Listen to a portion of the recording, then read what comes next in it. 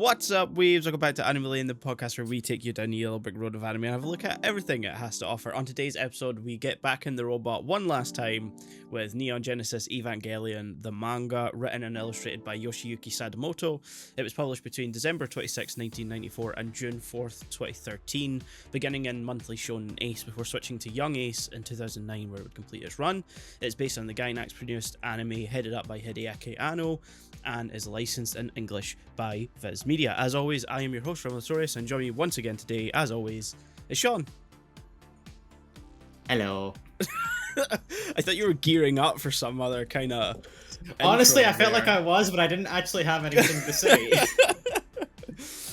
I apologize if you hear a slight clicking on my end. I have a small cough that I currently have a strepsil to keep at bay. Oh no. So it's not the major, just a thing that's happened. No, it doesn't sound that bad. I mean, you've not even told me until right now. So. No, so yeah. It's just in case it gets picked up on my end. I want to not cough into the mic, but you may also hear the clicking of the thing in my mouth, so whatever. Anyway, we're back in the Ava mines again. You see, okay, that was something I was almost gonna say, but it's like we're not really in the mines because there's not really that much to mine, like in the grand scheme of things past the show. I feel like I've mentioned the manga, you know, every time we've discussed Eva, it's probably come up.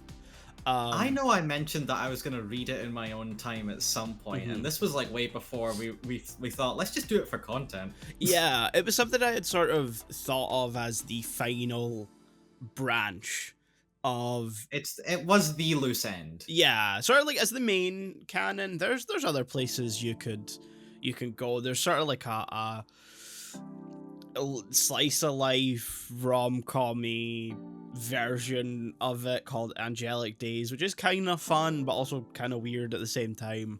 There's like a sequel, I put that in quotes because it's kind of loose, called Anima, which sort of poses the question, what if the third impact failed?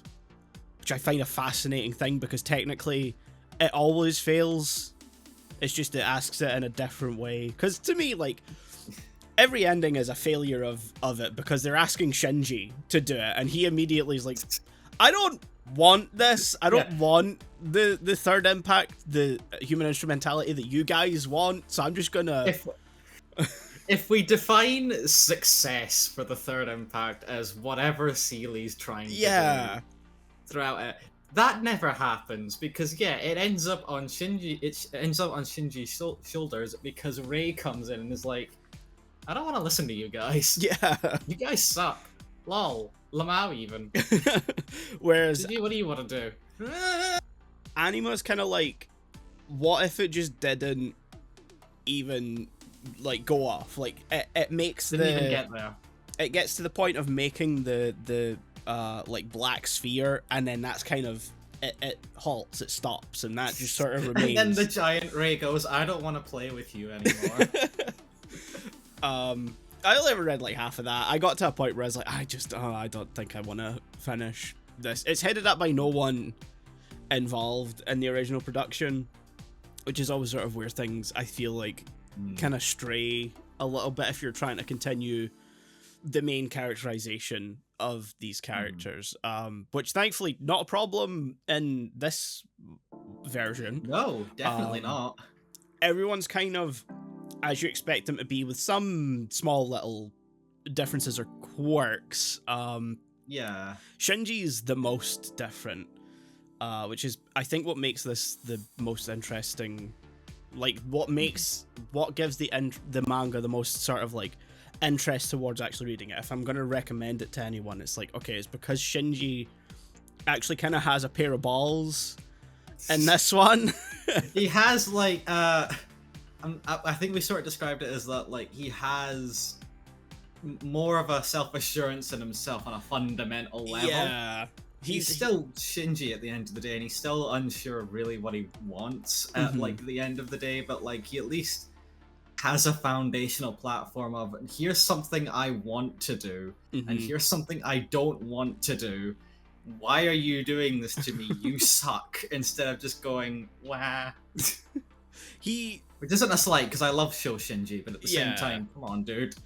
It's sort of like, they kind of mention it a couple of times where he is scared of connection but desires it, and like I'm not entirely sure the manga like puts that across necessarily, because I think you don't get the hedgehog dilemma as much. I think because I think this Shinji's very capable of creating the connections and kind of maintaining them.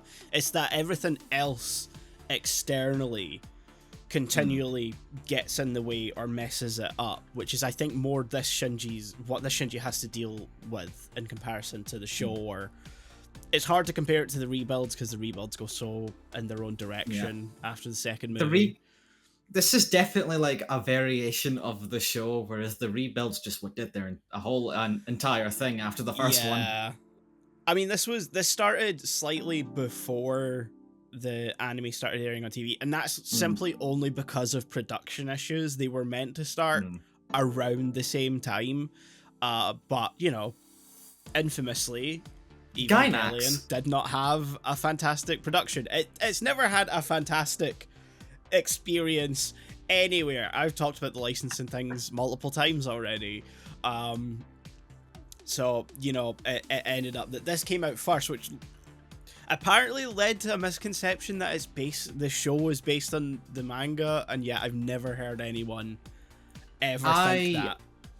I think I sort of maybe thought that at one point before I really knew anything about like anything actually within Eva, but like, and that was, I think, more so just a combination of knowing the manga started first, and also the sort of back of the mind assumption that, like, you know, there are plenty of anime out there that are based on manga. Yeah, I was just like, okay, it's just another situation like that, but you know, that gets pretty easily disproven when, you know, you talk to literally anyone who knows anything about the show. Yeah, it ends up falling into the category of ones that were started in order to promote the thing airing on TV, you know, to draw eyes towards the TV airing. Of course, it ended up publishing for some like 20 years almost. Yeah, and I want to say, I cannot imagine trying to follow this in real time, because holy shit. Yeah, it's that would certainly be an interesting thing, and it's one of those things I'm kind of glad. Like I think we've had it in English for a long time in various ways, but I think in its complete state we only ever really got it as it was drawing to a close. I can imagine. Because yeah, I wouldn't like to follow it for that long, especially not as like, if you've seen the show, if you were trying to follow it as like the volumes were coming out in English, I don't think that would be very fun. You're just sort of re-experiencing the same things, and like I was just looking at it, the dates for the release of each one. For the original for the original 14 volume releases, we read the 3-in-1s that came out later. It looks like they started in 2004 in English and released up to volume 9, and then it jumps to 2007, where they seem like they kind of start releasing them about a year after it came out in Japanese. Okay.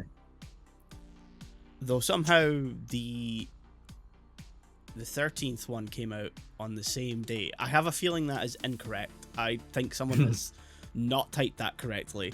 And then yeah, the final one comes out 5 days later in English from the Japanese one. Okay. That's crazy, because the second last volume came out, according to Wikipedia, this could be wrong, but there is separate sources, so November 2nd, 2012 in both English and Japanese, and then the 14th volume, the final one, came out November 20th, 2014, and November 25th, 2014 in English. So it, yeah, I wouldn't have liked to have There's a No, lot I of, can't imagine.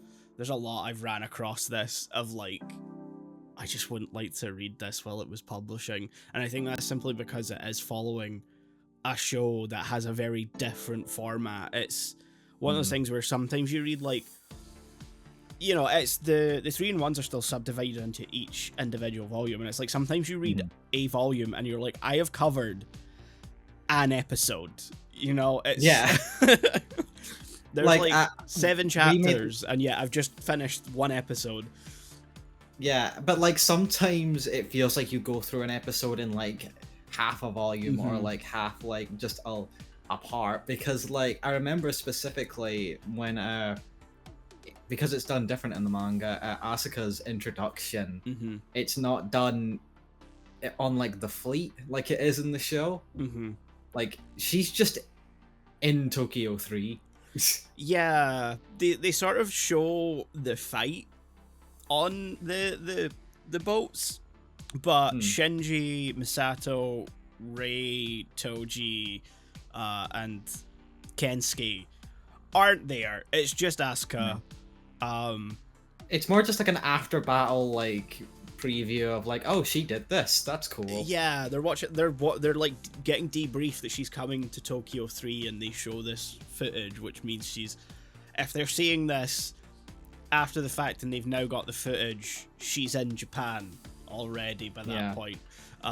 She's already at the arcade. Yeah, like Shinji leaves here and just immediately bumps into her with, you know, Toji and Kensuke. So they sort of play out a similar situation. Yeah. Like I started taking notes when we were reading this, and I stopped after like the second one, or like after the first one, because I realized all the little things I'm noting down don't build into like meaningful changes that the manga does anything with to be different from the show. They're different simply in a case of like sort of conveying the same story within the confines of how many pages you can tell it in, and like it ends up being that the ending is the most drastically different thing, and that simply only comes about because of how differently characterized Shinji is.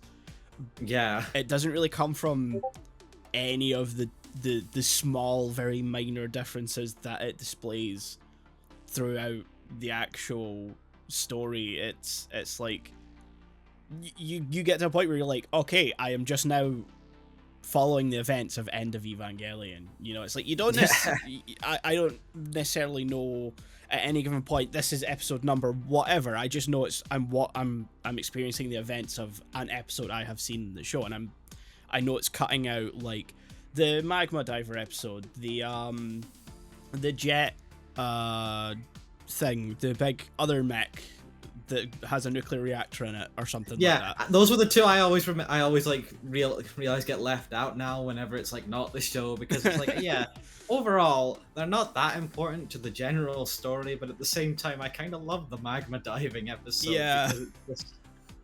It's just Shinji trying his best and Asuka giving him shit for like a full 20 minutes.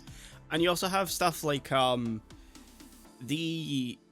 there's like two different situations where like Nerve HQ either loses power or they can't get access to it in the show, and they only do one of them, which is like understandable, but it does mean that sometimes you have just entire angels missing, gone. Because there's the giant like sphere one that Shinji gets sucked into at some point that's just not there. The one that's actually the cause of like the blackout of Nerve HQ isn't there. So yeah, like I stopped taking notes because I'm just gonna be I feel like at that point I'm kind of just nitpicking the very small minor differences, if that makes sense. I just sort of like gave up because I was like, none of these are really worth having written down to go through.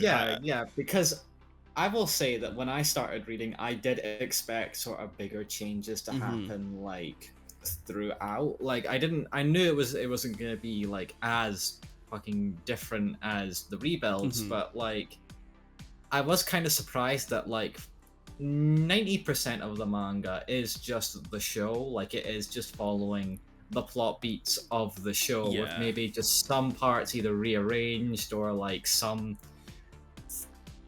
little things, like again meeting Asuka, that's done differently, but like it leads to the same sort of outcome.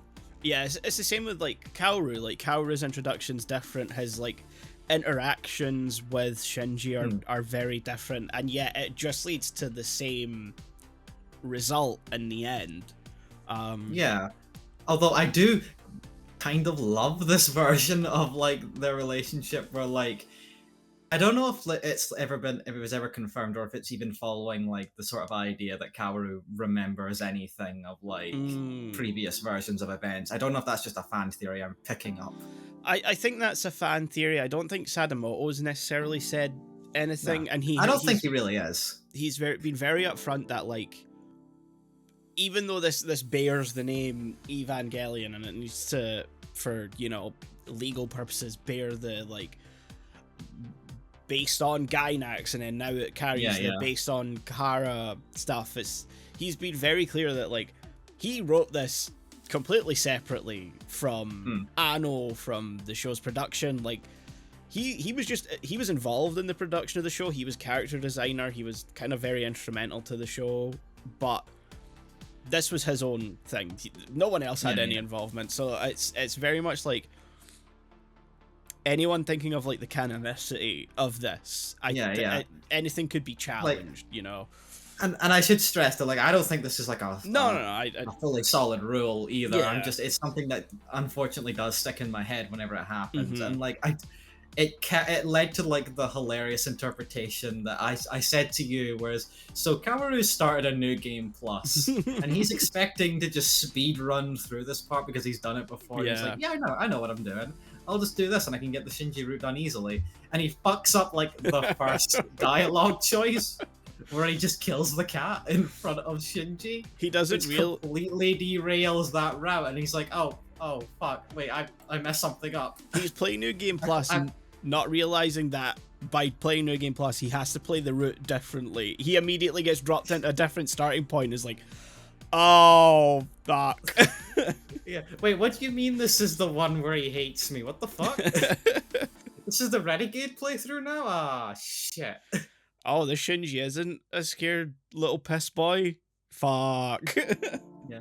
And like, I was kind of scared that like Sadamoto would like completely ignore the subtext, we'll call it, of their relationship. He puts that in the text. It's not subtext anymore. No. It feels like subtext in the show, but like I kind of love that. No, in actual fact, Sadamoto completely got that, put it in the text, and was like, "No, I'm not against this because they're gay. I'm against it because this is toxic as fuck." I know writers who use subtext, and they're all cowards.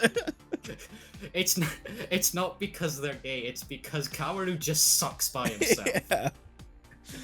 Like, Shinji hates him for very valid reasons in this one. And yeah, we'll ignore the line where Shinji's like, men can't love men. That's just... I mean, look, that doesn't feel like it's phobic on any of the author's intent. I think it's more just, Shinji just doesn't know because no one's ever told him. Yeah, he doesn't have experience. That's also, I guess, like, the other repercussion of sort of like his relationship with Asuka kind of taking the back seat for the focus to be on the larger story, again because you don't have that sort of minutia of TV shows where you get full episodes where you can just do whatever the fuck you want with the characters, like the magma diving episode and stuff like that, and the episode where they're crawling through Nerve and Shinji cranks the soldier boy. Which does happen in the manga, I need to stress. He just does it on his own. It's on his own, it's not given much like focus, and it's like, oh man, he's just cranking it on his own. So what it is like crucial for like character development, the understanding of these characters' characterizations in the show, there isn't really space to do it in the manga, and so it kind of gets everything kind of gets squashed down to the bare essentials, and that unfortunately does mean that like Shinji and Asuka's relationships very much takes a back seat, and as the story goes along, it means that it's de-emphasized to a point that a lot of stuff that happens at the end of Evangelion and the end of the show just doesn't happen, because the focus is more on his relationship with Rei at that point, because overall they have more interactions. Yeah, definitely. So... And I won't say that's really wrong. I personally am a little disappointed because, I mean, I think it's very clear. I like Asuka as a character. I like everything she brings to like the show especially. So I'm gonna be miffed when she's de-emphasized. But at the same time, Rei herself, outside of like the bigger implications of, you know, being a clone of Yue and stuff, and the stuff that happens in End of Eva, was also a little bit de-emphasized in the show. Yeah, as like a character. It's one of those interesting things where every time they do Evangelion, a different character gets the focus as someone that Shinji sort of gloms himself onto in a way. Definitely. And like you can see it at the start of the show that he kind of wants to do that with Rei, that the intent is there because of Rei's relationship with his dad. That makes everything very complicated for his overall perception of things. It's natural. It does make sense. But then Asuka shows up, moves in with them, and like it shifts the focus almost completely away from that. Yeah, I think it's also the fact that, like, at the end of the day, even if this is like a slight reinterpretation of events, like Sadamo's like own like focus on it, Rei at the end of the day is still Rei. Yes. And she's still like fundamentally cold and detached. Like that is just her character. Yeah.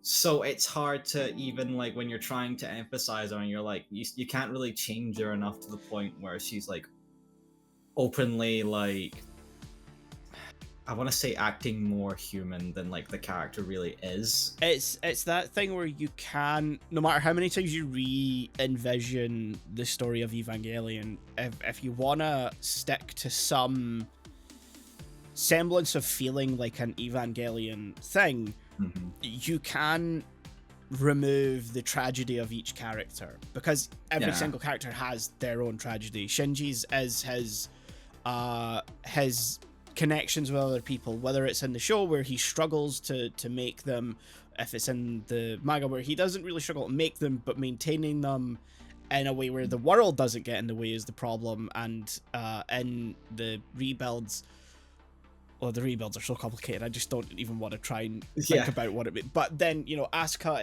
it's the tragedy with her mum, the complication in the relationship there, and how she perceives herself as like a grown-up woman because of her lack of like parental figures to really kind of let her be a just child. Any sort of adult that like really will treat her like an actual guardian instead of like either a weapon or whatever Kaji is doing unintentionally, because I don't think he's purposely trying to do that. No, it's on her, but like I think it's because like they don't see each other enough to really be guardian and like child, so Asuka ends up developing those feelings, which complicates the entire thing. Yeah, and like it's the one sort of like in the show, if you're just watching the show, the one redeeming quality of Kaji in the show is that he doesn't take advantage at all of Asuka's feelings. No, he's very clear to her that he's not interested in that You are a child. Yeah. He gets more redeeming qualities in the manga. He has like an actual tangible backstory and more defined character than the man who likes to fuck and get the secrets. Yeah. Which, you know, thank God, I actually like this Kaji, like, on the whole this time, because he has a backstory. He's still kind of a dick at the end of the day, but like it comes off more as like I'm saying Han Solo-esque because I've been watching a lot of Star Wars recently, but it is that sort of idea where like he's acting like a dick, but on some level, but like everyone can tell on some level that's like a facade, like really. And if push comes to shove, he is not actually a dick. Yeah, like that's and there's boundaries at play. That's what I want to say. There's like boundaries here that he won't cross. like that's Kaji's tragedy in this one, is that he has this burden that he feels he needs to bear for all the people that have died because of him, and he wants to know the secrets of what happened in the second impact, because he blames the people who, I mean, rightfully so, blames the people who caused it. So, you know, it's like you can't deviate if you're doing an adaptation of the show too far, because you then have to start pulling apart the things that actually hold it together as a character piece for all these different characters that are there. Because every one of them has their own, like, fucked up tragedy behind them. Even people who in this manga are barely present, like Ritsuko. So, yeah. I was curious for her, just to like sort of bump in here and like to talk about her a little. I was curious because like I remember noticing in the rebuild specifically that like they sort of took out her sort of dynamic with Gendo. Like I'm not sure if I'm just misremembering, but like at no point in the rebuilds do we get the idea that she was ever attracted to Gendo there. I think it's because all of that stuff that happens with her attraction to Gendo, her sort of like rising, I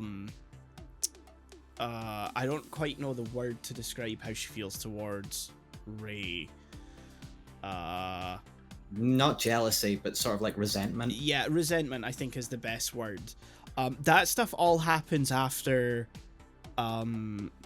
Unit 1 eats the angel and it gets the S2 engine. And in the rebuilds, that's where shit goes completely off the rails. Yeah, like it gets completely upended. Yeah, like that's where the second impact's being triggered early, things go completely wrong. So all the stuff that we see in the back half of the show and the manga here, all that stuff's like completely just absent in the rebuilds because it goes in such a different direction. Like there is no meaningful interactions between Gendo and Ritsuko at that point, and there's no space to really explore their relationship because it becomes obsessed in the third one, at least, with all the wrong stuff. But I as the manga was going on, because she's a bit more like, I want to say de-emphasized, she does show up like fairly often. She's just that she's just not focused on enough. Like we don't really learn about her connection with like the Magi systems and stuff until like pretty close to end of Eva, really. Which I think is different in the show. But like in a way, my point is I kind of liked it. Kind of came off really well, surprisingly, compared to the show to me, because it means that like from the way it sort of turned out, it felt more like the manga was emphasizing, oh, Gendo exploited her, like just straight up. It's also like it wasn't. It's fucked up how immediate it is too. It's like, oh, your mother has died. We have just buried her. Come here. Yeah, and like it doesn't fully absolve her from like her own inherent bitchiness. I can't think of a better term. Because, like, she does say, oh, I still went for it fully, and I was a complete idiot to do that, and I still did it anyway, knowing I was an idiot. But at the same time, it makes her character more likable, is what I'm trying to say in the manga. And, like, it comes off as, oh, she's more of a victim of Gendo here than she really felt like in the show, where they're just both toxic together. I think it's, like... My main issue with Ritsuko in the manga, despite sort of, I think, her character arc going off better as it reaches its conclusion, is sort of how she has, like, a nicer side in the show that you don't really get to see in the manga, because, like, she's cold and she's very, like, to the point, but she's also not, like, uncaring or a complete bitch in the show either. She's quite capable of being nice to Shinji. Whereas we don't see that as much in the manga, and I think that's sort of like, I think that would have made the for me, like, as much as I do agree with you where the character arc, I think, ends better because it has a more feeling of she is the victim. I think if we just had that more sort of like rounded view of her, it would sort of just like, because I want to want someone to have redemption or have some resolution, whereas here it's like I kind of didn't care too much if she did die because of the way she's portrayed up to that point, and it sort of feels more like a very manipulative, like, okay, but she is a victim, and it's like Like I will say, and when we get to one of the final moments there, like when it's end of Eva and like she's confronting Gendo and like the part of the magic system that is her mum, but as like a woman, like that specific part betrays her. That really hits a lot in like end of Eva. Didn't hit as much in the manga. I think because the magi system's really another thing that gets de-emphasized in a way that's sort of detrimental to a lot of the stuff that happens in the last part of the manga, where Nerve's being invaded and they're like fighting for their lives and shit. It's like, they're being massacred. It's because we don't see that sort of like episode where they spend most of it trying to fight off a virus or invasion of the magi system, and like the episode where I think like Ritsuko's inside it, like upgrading it or something like that. All these sort of things end up sort of, it's a thing again where you get more time to spend with, I hesitate to call the magi system a character, but you know, I think in this world they kind of are. They kind of are, yeah. Because you don't get to spend as much time with them, it means that like some things end up falling flat because it is so like to its own detriment at times an adaptation of the show. It means it's just sometimes beats happen because the beat happened in the show, whereas the beat happened in the show but had some kind of payoff to the building up that happened throughout other episodes maybe you aren't consciously aware of, being like, oh, I feel a thing here because this happened. I've derailed myself. No, I mean, you were getting there. The only time we ever see like the inner workings of the system was only in the manga, only in like the end of Eva section, we'll just call it. Whereas I'm sure in the show we had like an earlier spotlight of it, where that's when like the sort of backstory starts to be more explained. I'm not sure if it was in like I call them the director cut episodes in my head, but just that block of episodes where it's like more the backstory stuff is happening and like the flashbacks are happening, which does happen in the manga, but it feels a bit more spread out. Yeah, because you start getting the backstory like a lot earlier. The flashbacks start happening much earlier for much different reasons. Like Kaji just sits Shinji down after he runs away and is like, okay, so I'm gonna tell you a story, and then Shinji quite rightly is like, do we have the time for this? Look, we've only got a limited number of pages here, my guy. Can you just not? Can you send me the cliff notes? But I also like this. That sort of ties in with like another thing I like about Shinji, though, in that he just learns more about more shit here, and is more knowledgeable overall in just like the shit happening behind the scenes to him than any other version, and that's interesting. Yeah, because the show version, like, he's not present to learn a lot of the things that we as an audience learn through like different storytelling methods, because flashbacks are one of them, and it's done very much as like a purely kind of audience perspective thing. It's not like a diegetic here's why we're flashing back. It just sort of is a thing that happens to fill us in because they've reached a point where like, oh fuck, we haven't explained anything, we need to do this.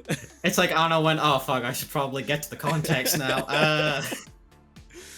Whereas I like that it's more diegetic in the manga, and I like that it's partially the reason why Shinji doesn't go fully into like fetal position mode by the time End of Eva happened, because he actually understands the stakes more and actually is able to comprehend more of what's going on. Whereas in the show, everyone just fucking leaves him hanging and then expects him to Yeah. fix everything. Like he has in the show, he has not a single, and this extends to the rebuilds up to a certain point, because in the third one, everyone just fucking refuses to tell him what's going on. Yeah, the third one is refuses to elaborate for the entire fucking movie.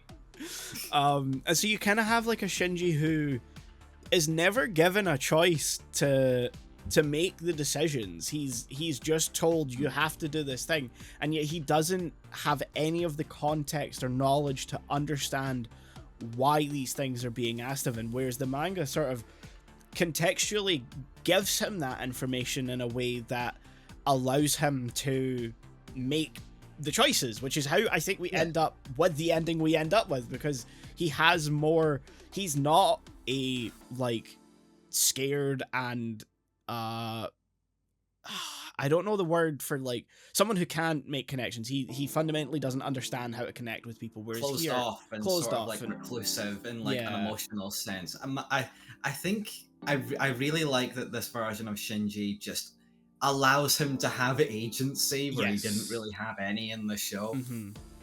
And it was really great to see like a version of him that like is able to take that agency and goes, I have a choice, I can do something here, even if it's just purely selfish. I'm allowing myself to do that. Like the fucking highlight of that for me is when he full on tries to punch Gendo after all the shit he puts him through.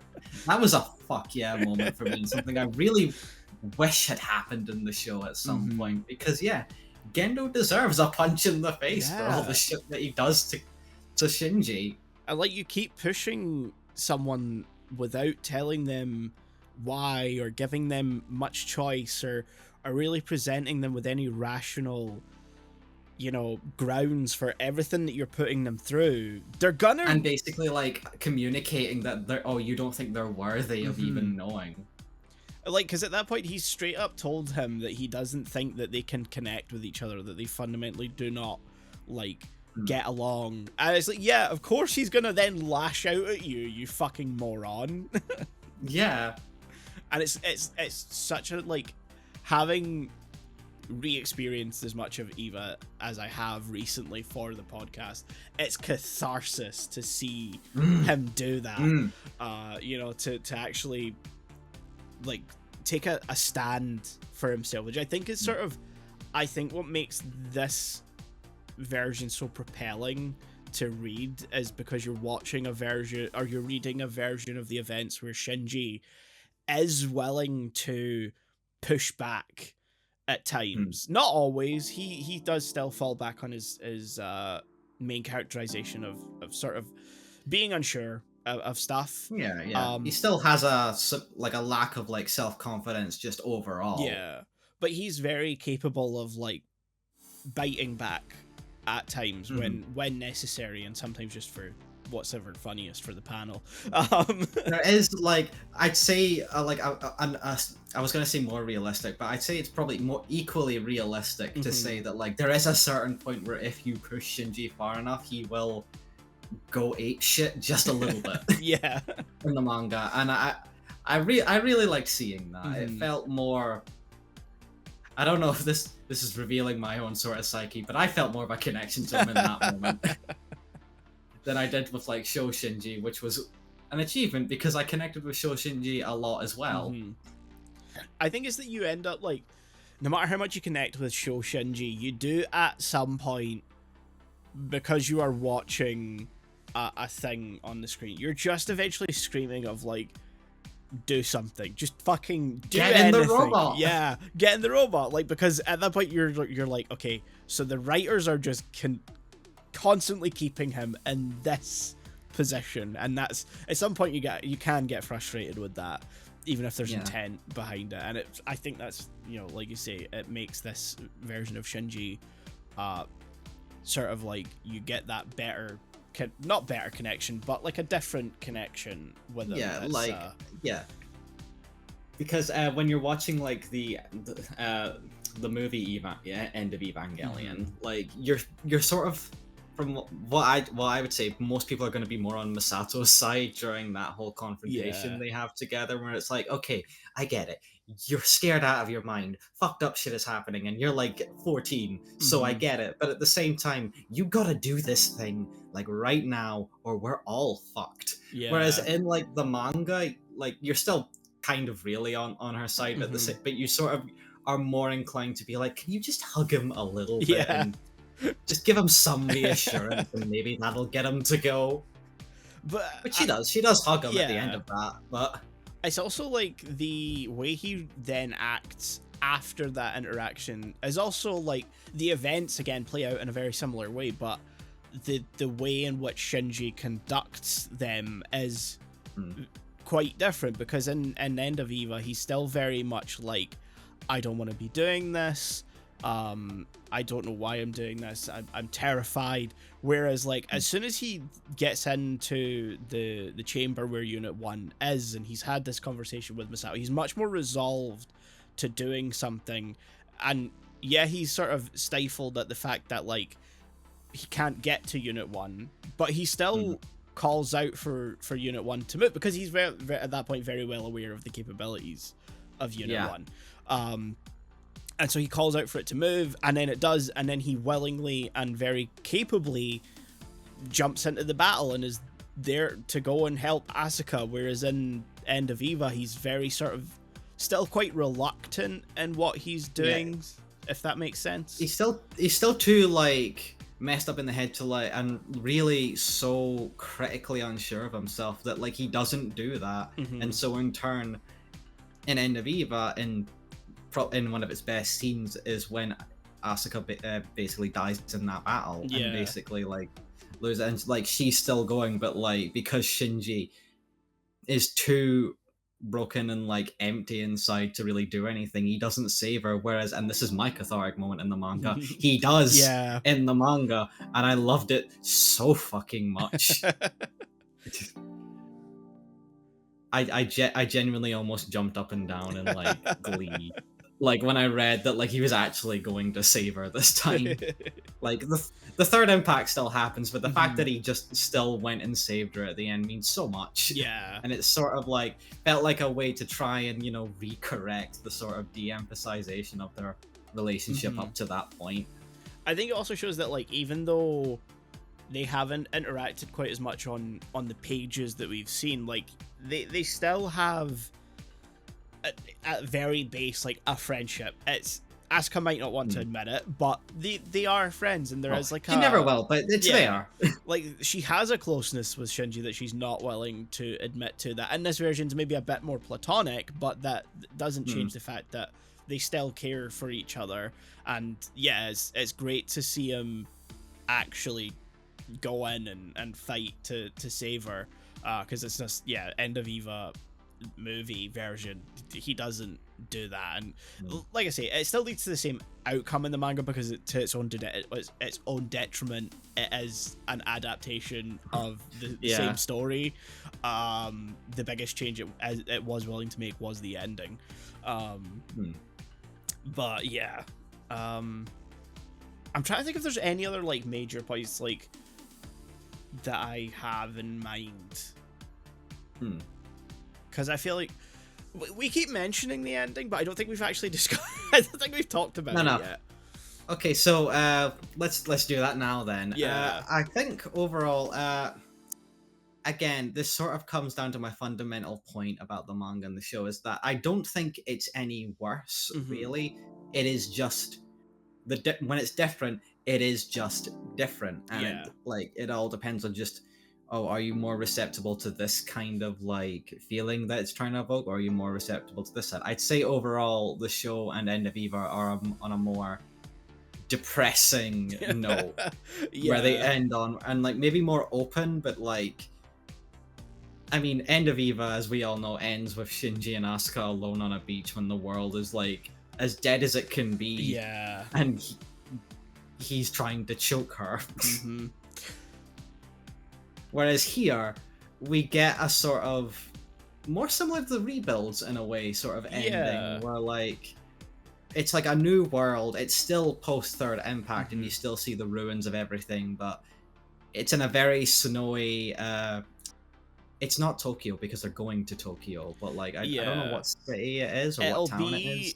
Wherever it'll be in the region that they had moved Tokyo 3 to, because Tokyo 3 is not in the Kanto region, which is where Tokyo is, in the bay and stuff like that, because it's destroyed after after it exploded. It exploded.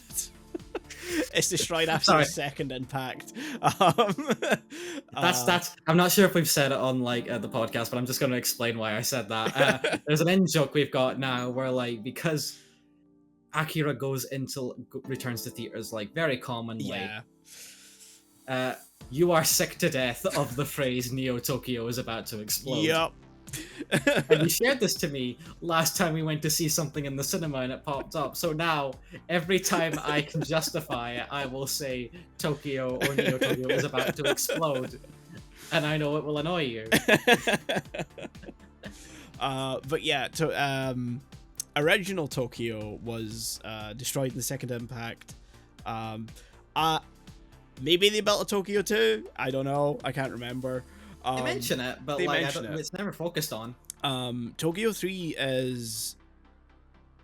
they mention the Tokai region. I think that is where it is. It's up in one of the sort of like near one of the mountains in the Tokai region. It gets brought up in the anima books, and I was like, oh, this does actually contextualize where Tokyo 3 is, because it's never really properly mentioned in any other version. So you just sort of kind of do picture the actual Tokyo area. Continuing the EVA tradition of like having to go through all these different expanded like or other media stuff just to get the basic context things sometimes. So like, is this where we actually learn about like the whole where humanity actually came from? Because I can't remember if that ever came up in the show. I think it comes up in the show, because the same thing plays out with Lilith and Kaoru, where he goes into Terminal Dogma and realizes that This ain't Adam. Fuck. Maybe it's the rebuilds that clarify it. It has been so long since I've originally like watched all of these, read all of these, so like it's all just like an amalgamation in my head that pulls from the same like it's all blobbed together. Yeah, it's like, oh, this is the EVA pool, so like if any information is needed, you can just scoop it out of there. Yeah, I get that all the time with the stuff I love, including increasingly this. Yeah. So it's like going back to the original show, it's like there's a lot of information that maybe isn't necessarily told in the show that I'm now aware of, and so it's like I don't know where that information actually comes from. Yeah, because like I'm aware that like the whole backstory is that like you know, alien objects or whatever that were Adam and Lilith, like they both ended up on Earth somehow, and that's basically where a lot of the conflict happens in this show. But I don't think that's ever really explained at all in the show or even End of Eva. I think we see like the black moon and the white moon sort of thing. I mean, the white moon is just, I think, the moon. The moon, But like the black moon stuff, that appears in End of Eva, but I don't think it's ever really explained. Yeah. I think the rebuilds go into a bit more depth on it, but also the rebuilds are their own sort of like branch, so maybe the information's slightly different. I don't know at this point. I do know there's like critical stuff that gets revealed in like one of the fucking PS2 games that didn't leave Japan. Yeah, that's fun. I mean, I was talking about this recently when I went to see Akira in cinemas. I'm bringing it back to that again. You know, I was talking to you and Melina about it like a couple of days later, and I was like, I've just read the manga, so there's a lot of stuff that I now understand better about what the movie is trying to do, even if the story is different. But I overheard in the bathroom after coming out of like two friends who went to see it going, so did Tokyo actually get nuked, or was that Akira? And I'm like, yeah, the movie just never fucking explains that it's not a nuke, and it was Akira. Yeah. The movie just never addresses that. Yeah, and I think I said to you that, like, granted, it's been, like, quite a while since I watched it now, but, like, I think I always just, like, assumed that that was indeed a nuke, and I can't remember if I ever picked up on any sort of, like, subtext that was like, oh, no, that was when Akira did the thing.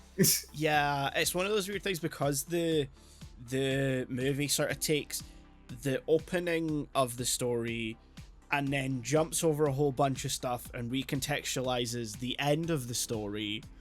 It skips out this really critical portion of the middle of the manga that reveals, like, all of the information of what's actually going on, which is that Akira, like, came in contact or went under, like, a certain, like, amount of emotional stress and did that thing, and that's how Tokyo was, like, wiped off the map, but World War III somehow still happened. Yeah. I remember World War III did happen in that, because, Yeah. I mean, it was the 80s, and that was just in vogue. Yep. And so, like, that's the whole reason that, like, Akira is under the new Olympic Stadium, why he's, like, in cryostasis, because in the original manga, not in the movie, where he's diced up into little fucking giblets or whatever, he's actually still alive. He's just being kept in cryostasis because they don't want that happening again. And critically, that's what once he gets out halfway through the manga, it happens again. And then the rest of the manga is going, let's not let that happen again. Let's fucking kill him. Fucking stop. and the movie just doesn't do any of that. Nah. We got cool animation to look at. Yeah, I do still like Akira the movie. It's just not narratively a very good movie. Yeah. Anyway, influential anime and just refusing to elaborate their backstory. Name a more iconic duo. But yeah, so they actually do explain at least a little bit of that stuff in the manga here for Eva, and I was like, okay, cool. So that's where this information comes from. That would have been nice to have at any point in the show. I wish I didn't have to learn that through fucking iceberg video on YouTube. Yeah. That sort of thing is, like, once you learn a bit of information, you can easily forget that some other thing that is meant to convey that information just doesn't. You know, it's like one of those... Yeah. Once you're aware of something, it's hard to be unaware of it to the point that you can kind of forget to explain it to someone. You know what I mean? Like, I would have... Yeah. If I had remembered... Like, even though we watched the show, and it's like, this doesn't come up in the show, and we talked about it on the podcast, I think if I remembered that was so critical a piece of information that isn't really properly conveyed anywhere that we were going to experience, obviously we are doing, like, what, 2 years after the fact of the original episode. I probably would have mentioned it in that episode. Granted, that episode's also not that much about the show, as it is about talking about the sort of, like, themes of the show as well. Yeah, so. and our own sort of connections to those themes, and just how, like, they affected us, which, you know, I still rate that episode very highly, by the way. That's a great episode. I cannot listen back to it sometimes, though. Yeah. Just because of how much we go into it.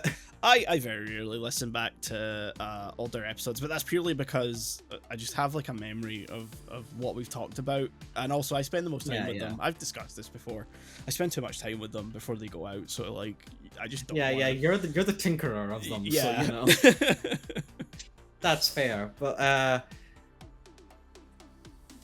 my point is, it was nice to see that in the manga. It was nice to, like, actually get that. And to your point, I definitely understand, because, I mean, again, both of us are watching, like, Star Wars again recently because it's May, and that's just what happens in May. But, like, there are definitely points where I'm just like, oh yeah, that's a bit of lore thing that I know watching, like, the prequels especially, because they went fucking nuts with them in that time frame.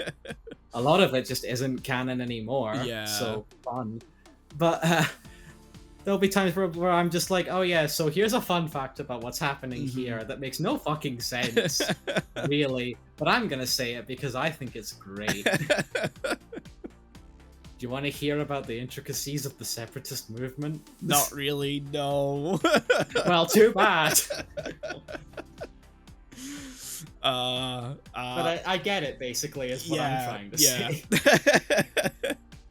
It's, at some point your knowledge base converges so that you don't remember where everything comes from, and so it's hard to inform someone if you don't remember that they're not going to learn it. That's what I'm trying to get at. There is a feel like there's probably some kind of like explanation to this of fandom in general. But yeah, I think I've said all I can or want to say about the manga. I think there's only one sort of slight reinterpretation that I maybe want to discuss a little bit, and I mentioned him a little bit earlier. Gendo. Yeah.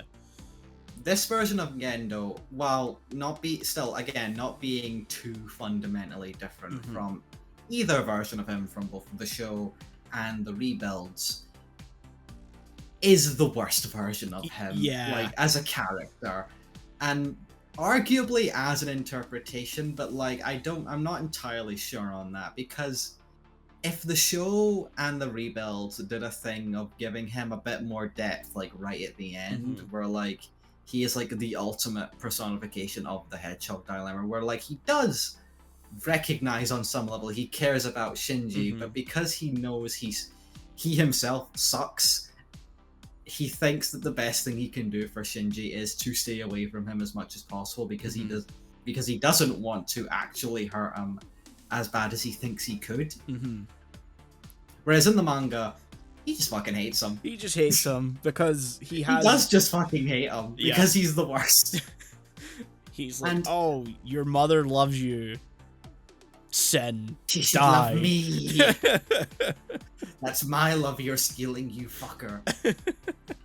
And I think the end of the manga does try and push it in the direction of, no, maybe that's just something Gendo does tell himself, because he is feeling the same things the other Gendos are. But like, this is the only one where he straight up says to Shinji, from the moment you were born, I fucking despised you. Yeah. Because you were stealing her love away from me.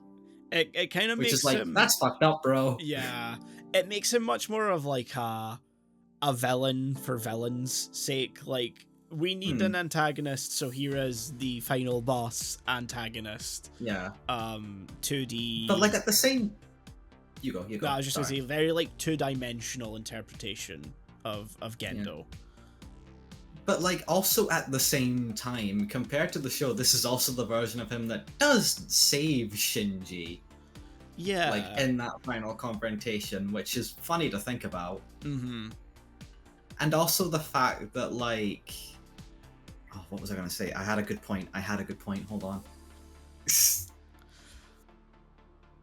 Okay, no, I remember my point is, I don't even necessarily think this is fully a bad thing, because, and this is going to be my own interpretation of this version of the character, I kind of liked it just for the fact that sometimes there are parents that are just the worst. Yeah. And are just arseholes for no reason.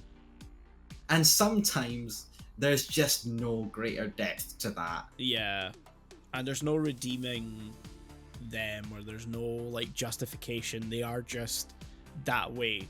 And you just kind of have to roll with that. I think that's definitely like it's not an interpretation that we've seen of Gendo in any of the other versions we've discussed so far. So it definitely makes it more interesting. I do think it does come off slightly more, like I said, two-dimensional. He sort of feels a bit more flat that compared to like the show or the rebuilds, where I think it's, again, like I said, every character kind of has their own tragedy, and yeah, Gendo's is still present in that it all kind of stems from his loss of Yui, but I feel like it doesn't necessarily follow this a good set of steps after that to really portray the real tragedy of like he's forsaking his son and his relationship with his son for this, and then kind of comes to realize that that's a mistake and regrets that,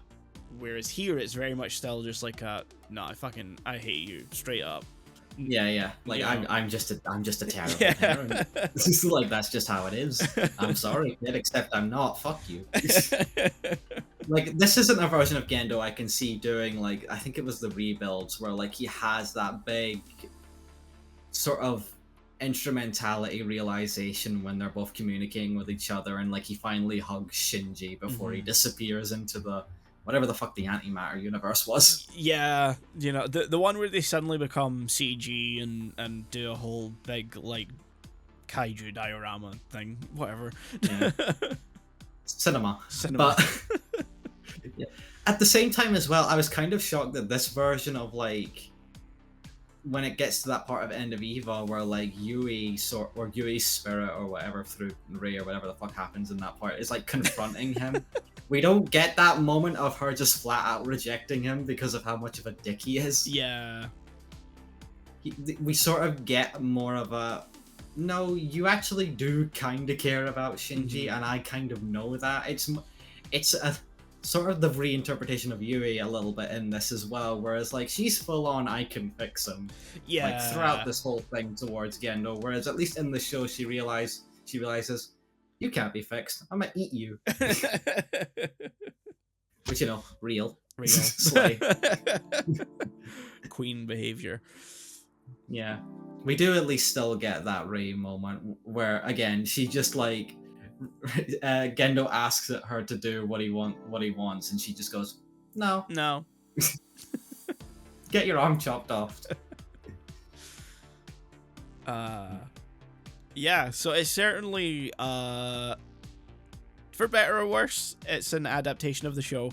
I'd still recommend. It's different. Yeah, I recommend. It's slightly different. I do recommend reading it because it does come to a different end. Like we've sort of tried to hammer home is the characterization of some characters is different and very much different for Shinji, which makes I think is what sort of pulls you through it more so than anything else, because at least from my perspective, if this was just sort of like a straight retelling of the show, it wouldn't.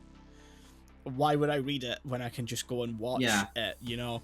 I can see it moving and hear them talk and all the music and get the music. Yeah, I don't need to fill all of that in my head when I'm flipping through the pages. Or if you're me, just start singing like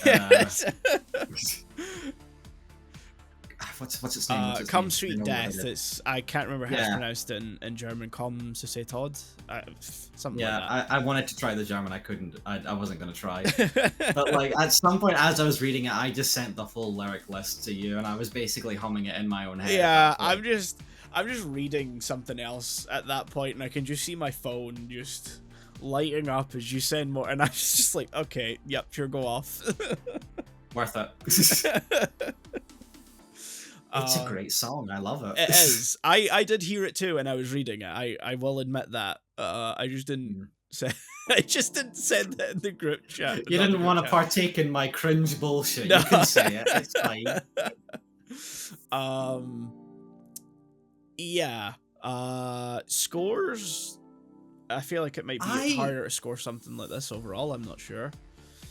I feel like we've sort of talked about like its shortcomings compared to the show, and while like I've said like repeatedly, I don't think it's any worse. I think it's just a different telling of these events.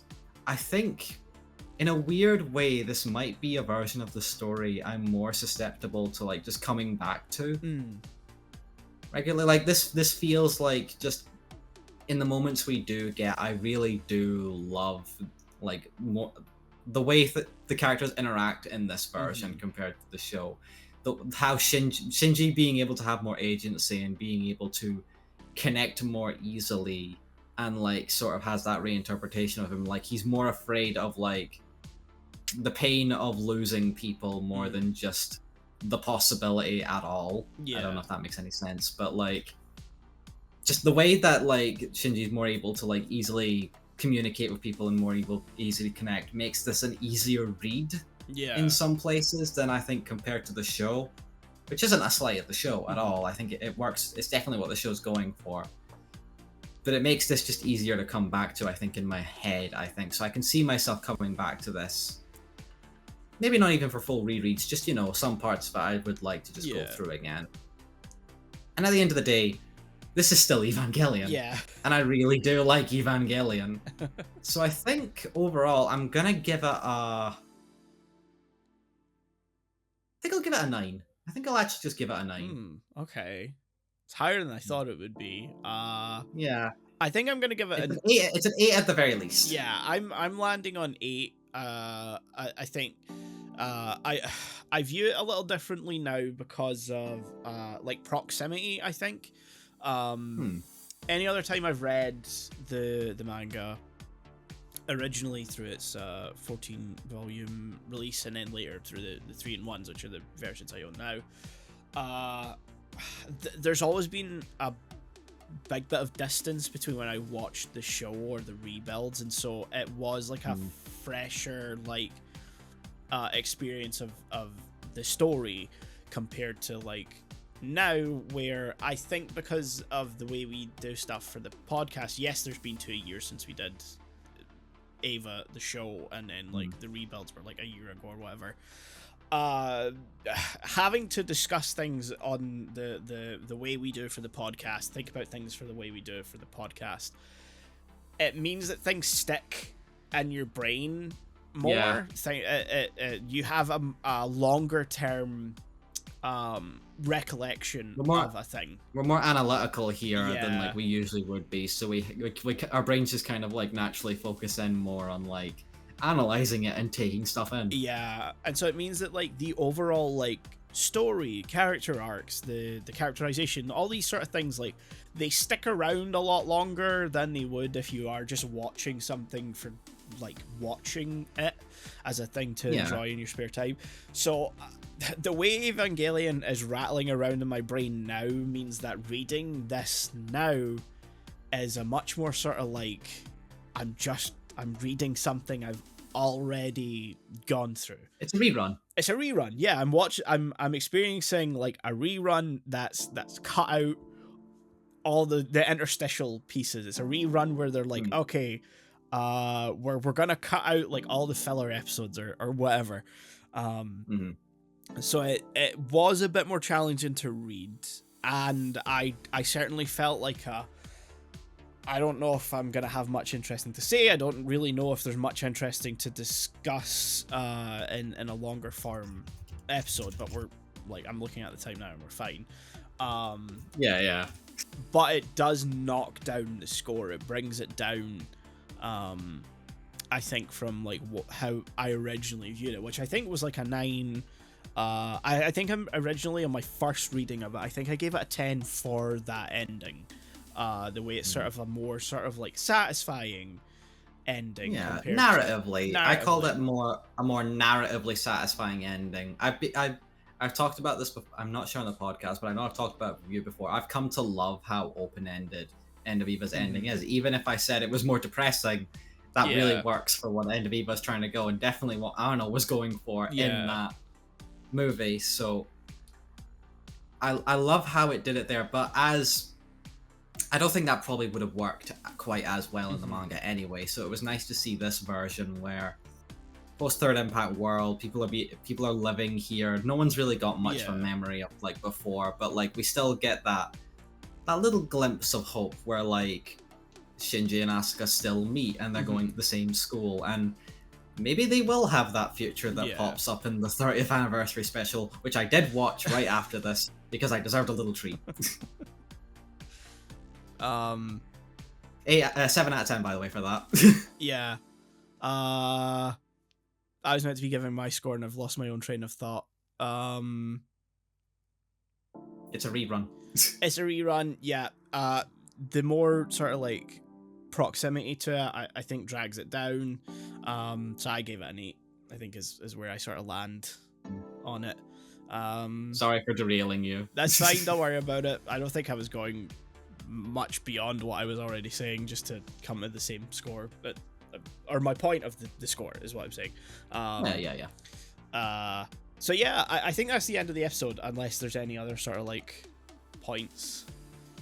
but I think I've gotten all of my ones like out at this point.